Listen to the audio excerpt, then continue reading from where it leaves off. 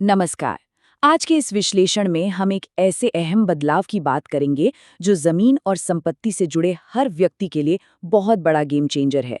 जी हाँ, उत्तर प्रदेश सरकार ने खतौनी यानी जमीन के मालिकाना हक का सबसे जरूरी दस्तावेज निकालने की पूरी प्रक्रिया को अब 100% ऑनलाइन कर दिया है। सच कहें तो इस कदम का इंतजार काफी लंबे समय से था और भूमि रिकॉर्ड को मैनेज करने की दिशा में ये वाकई एक बहुत बड़ी छलांग है। तो आइए सबसे पहले इस नई व्यवस्था खतौनी एट होम यानी घर बैठे खतौनी की सुविधा पर एक नज़र डालते हैं। अब सबसे बड़ा सवाल जो जहन में आता है वो ये कि आखिर एक खतौनी के लिए तहसील जाने की जरूरत ही क्या है। पहले होता ये था कि इस एक कागज के लिए सरकारी दफ्तरों में भारी भीड़ का सामना करना पड़ता था और पूरा पूरा दिन बस धक्के खाने में निकल जाता था। लेकिन अब इस पुरानी और थका देने वाली व्यवस्था पर समझ लीजिए पूरी तरह से ब्रेक लग गया है। जरा दोनों स्थितियों की तुलना करके देखते हैं।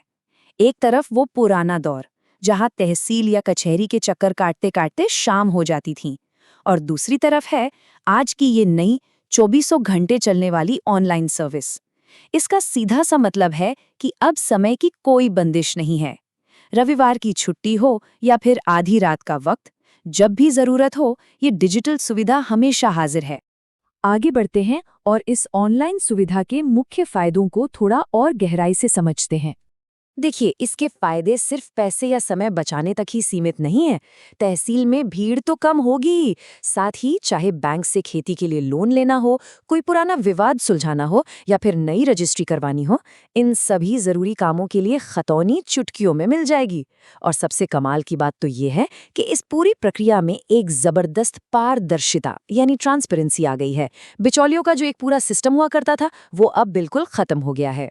तो चलिए अब डाउनलोड करने की इस बेहद आसान प्रक्रिया को स्टेप बाय स्टेप समझते हैं। ये पूरा प्रोसेस एकदम सीधा और आसान है। सबसे पहले बस यूपी भूलेख या राजस्व परिषद के आधिकारिक पोर्टल पर जाना है। वहाँ प्रमाणित प्रति यानी सर्टिफाइड कॉपी का विकल्प चुनना होगा। इसके बाद जिला, तहसील और गांव के साथ साथ गाटा संख्या, जो कि जमीन का एक खास पहचान नंबर होता है, वो दर्ज करना है। बस इसके बाद ऑनलाइन फीस जमा करते ही प्रमाणित प्रति को पल भर में डाउनलोड किया जा सकता है। यहाँ एक और बात गौर करने वाली है। इस पूरे सिस्टम में पेमेंट का तरीका भी एकदम मॉडर्न हो गया है। इसमें यूपीआई जैसे डिजिटल पेमेंट्स का पूरा सपोर्ट मिलता है।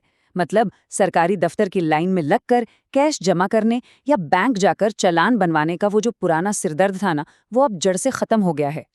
खैर, सिर्फ फाइल डाउनलोड कर लेना ही आखिरी मंजिल नहीं है। आइए इस दस्तावेज की कानूनी वैधता यानी वैलिडिटी से जुड़े कुछ बेहद अहम नियमों को जान लेते हैं। किसी भी सरकारी या कानूनी काम में इस डिजिटल कॉपी को तभी पक्का माना जाएगा जब उसमें 3 बहुत ही खास सिक्योरिटी फीचर्स मौजूद हों। पहला, दस्तावेज पर डिजिटल हस्ताक्षर का होना अनिवार्य है। दूसरा, एक QR कोड होना चाहिए जिसे स्कैन करके आसानी से उसकी असलियत चेक की जा सके। और तीसरा, जारी करने वाले अधिकारी यानी इशुइंग अथॉरिटी का नाम और पद साफ साफ लिखा होना चाहिए। इन 3 चीजों की मौजूदगी ही इसे 100% कानूनी मान्यता देती है।